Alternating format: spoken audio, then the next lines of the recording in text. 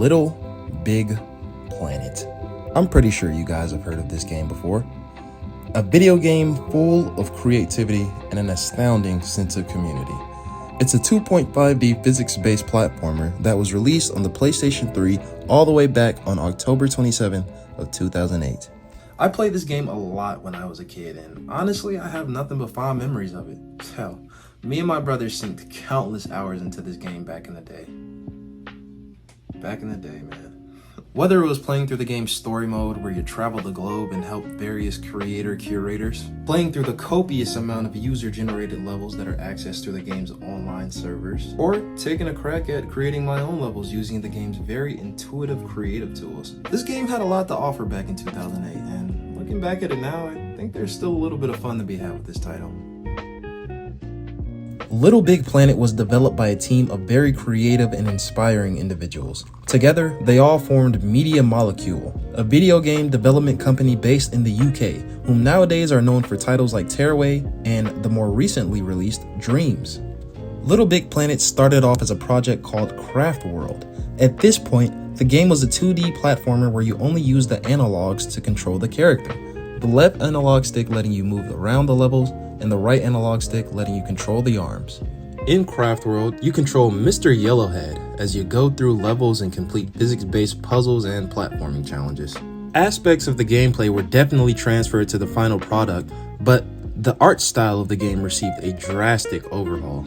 After receiving funding from Sony, about 6 months of development time, and going through different ideations for the look of the game, the team landed on a more realistic and tangible style for the project.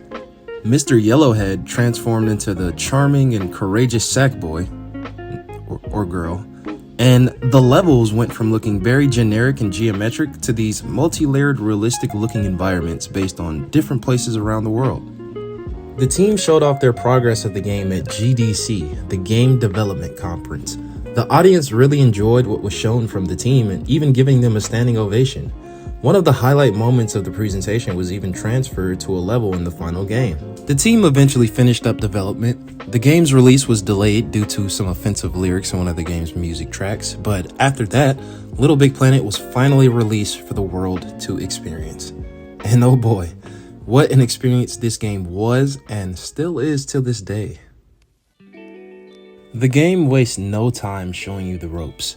When you first boot it up, the game loads you into an introduction level where you are greeted by the soothing narration of Stephen Fry as he explains to you how to control your sack person and how to navigate through your pop-up menu. As you advance to the right, you can see the names and faces of many people from Media Molecule, and you will eventually run into some monitors that further explain how to control your sack person. Of course, you can run and jump. You can also control your arms using the analogs while holding down the L2 and R2 buttons. You can express 4 different emotes using the directional buttons, with them all having 3 different levels of intensity. You can move around your head and or hips using the PlayStation 3 controller's 6-axis technology. You can even customize your sack person's looks with the many costumes that are unlocked in-game and the awesome variety of costumes that are available as downloadable content. All in all, it's a really nice introduction to the game, but what I really love about this level, and well, almost every level in the story mode, is how they kind of foreshadow how creative you can get when creating your own levels. But before we get too far into creating your own levels, let's talk about the story mode first. This is the game mode that you come to right after the introduction. Playing through this game mode is how you unlock majority of the collectibles for the game. And the collectibles range from new costumes, objects, stickers, materials, and even music. There are 8 different areas that you venture through in the story mode, each having a set of levels that must be completed, and side challenge levels that are unlocked by finding a level key in one of the main levels. Each area in the game hosts their own creator-curator, which are the people who built and helped maintain the world of Little Big Planet. The Gardens, which is based in Europe, is the first area you'll visit in the game, and the curator you meet here is the King. This area pretty much serves as a continuation of the tutorial for the game. Here, you learn how to go between layers, grab, push, and pull objects, how to use the jetpack, and even some more pop-it options.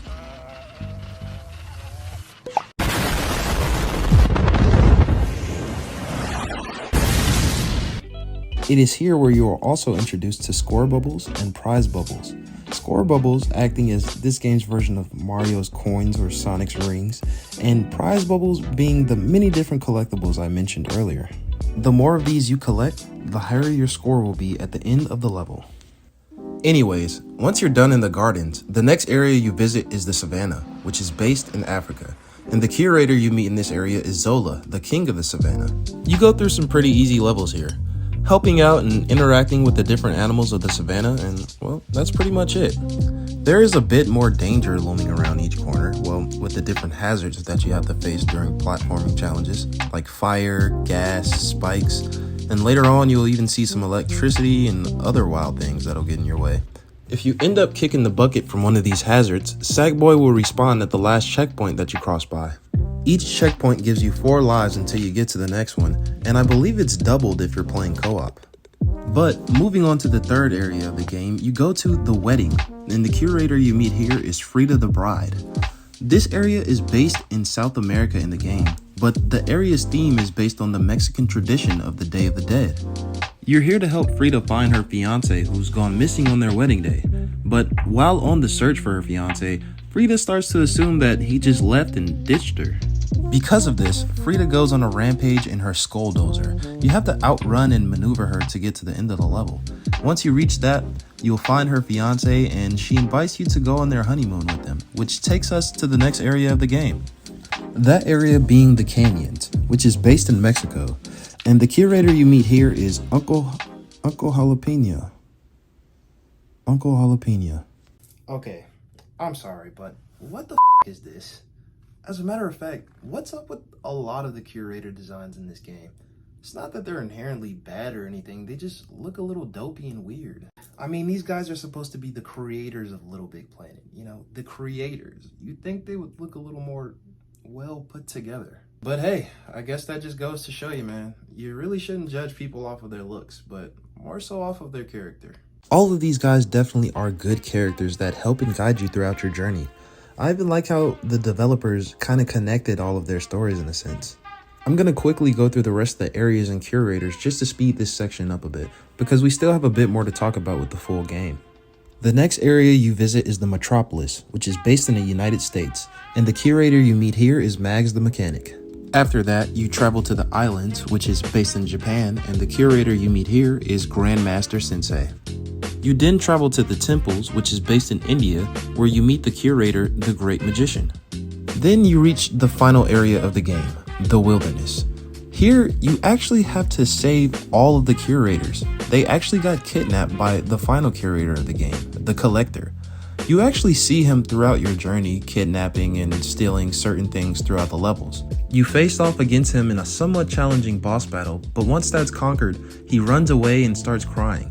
Turns out he's not actually a bad guy. He just really wanted some friends. So yeah, kidnap them and steal all of their shit. Yeah, that's definitely the way to do it. But the other curators reassure him that the entire Little Big Planet community can be his friends. He just has to get out there and be a part of it. So yeah, this ain't the most in-depth story mode in the world, but it's still a pretty nice adventure with a somewhat satisfying conclusion. But I feel as if the main reason for this mode was really to showcase what the player can really do when it comes to creating their own levels. Because again, you have to remember that that's really the main reason for this entire game, giving the player the tools they need in order to create their own experiences. And that's exactly what you do in Create mode. This mode is accessed via the My Moon option in the pod. Here, you can create levels on one of the several different spots that are available for you on the moon. In Create mode, you're able to build almost any kind of level that you want to using the hundreds of tools that are accessed from your tweak menu. You can even use the materials and objects that you've collected along the story mode. There's even a really in-depth tutorial that teaches you how to use all these tools and tweak options. This game mode is really where you let your creativity and imagination shine. You really can create whatever you want in this mode, just as long as it fits within the limitations of the game. I spent most of my time in this game mode just trying to create my own objects. Those objects range from some sort of rocket car, a bomb, and some inappropriate stuff. If I wasn't doing that, then I was trying to create my own level. The levels that I made back in the day were sort of similar to the ones that you would go through in the story mode. A nice little platforming challenge. But you know, mine were just kind of on a much smaller scale than those, you know. Whenever you get to some sort of stopping point or you're satisfied with what you've created, you can go back and save this level as a badge on your moon. And when you think the time is right, you can publish this level online for other players to experience. So, quick story. One day, me and my bros were playing this game, but we had to go downstairs and eat dinner. When we came back from dinner, we looked at the TV and we saw that it was playing some sort of trailer for the game. And one scene that really stuck out to me is a scene that showed a bunch of badges kind of sitting on one planet. At the time, we had no idea how to access this because you couldn't access it through the story mode or anything like that. And the moon just didn't match up with what we were seeing on screen. But it turns out this was the game's online functionality. Before this time, we've never played the game online. In fact, we've never played any game online. Hell, we didn't even have Wi-Fi in the house. We had to rely on our neighbor's Wi-Fi connection. Man, I still remember the name of it today. Gloria Harper 061. At the time, this game's online mode was truly something special. I mean, there were a metric fuck ton of levels that you could play through. Not only could you upload your own levels to the online servers, but every player around the world could do the same thing. It was really nice to see how creative other players could get with their levels. And what was even better was playing with other players. You could invite other players and friends to your pod to go through and experience almost any level in the game. Hell, you guys could even go in create mode together. Playing through the online levels is also how I was introduced to this game's downloadable content. The DLC for this game consisted of many costumes that represented other characters from other video games and intellectual properties. It also consisted of level packs, 2 of them sticking out above the rest because of what they added to the game. Those 2 packs being the Metal Gear Solid pack, which added the Paintinator, which is a new item that allowed you to shoot paintballs around the levels or your friends, and the Pirates of the Caribbean level pack, which allowed players the opportunity to add water to their levels. All of this stuff was truly a joy to play through back in the day, but unfortunately, you can't really play the online mode for this game anymore. In May of 2021, Sony temporarily shut down all of Little Big Planet's online servers. This was due to reports of DDoS attacks and hackers posting offensive messages to players. But sadly, as of September 13, 2021, Sony has permanently shut down the online servers for Little Big Planet games on PlayStation 3 and PS Vita after extended downtime. It's kind of sad that you can't go back and play through any of these levels anymore. I mean, I'm pretty sure people spent a lot of time and put a lot of care and effort into creating these levels that were pretty much up to par with what you will experience in the story mode. I mean, of course, a lot of good levels were overshadowed by the hundreds and thousands of shark survival levels and bomb survival levels, but I mean, hey, it was still a good time all around. But not all hope was lost on that day. The developers eventually updated the PlayStation 4 version of Little Big Planet 3, and the game servers are now back online. So, if you have a copy of Little Big Planet 3, you can still access all of the levels that were uploaded to the original game. But yeah, I mean, that's pretty much Little Big Planet. Still a pretty solid title till this day, and one that I would definitely recommend to almost anyone. You might have to dust off the old PS3 to get that real genuine experience, but I mean, other than that, I think you can play it on PlayStation now. I should probably double check that. But I'm pretty sure, as you all know by now, this wasn't the end for Little Big Planet. The same development team would go on to make a sequel to this game a couple of years later, and in my opinion, the sequel is a much better game. Anyways, I hope you all enjoy the rest of your day wherever you may be in the world right now. Stay safe, stay positive, stay creative, and if you have a dream, please pursue it. But yeah, can't wait to see you guys in the next video, and I'm signing off. Till we meet again, guys.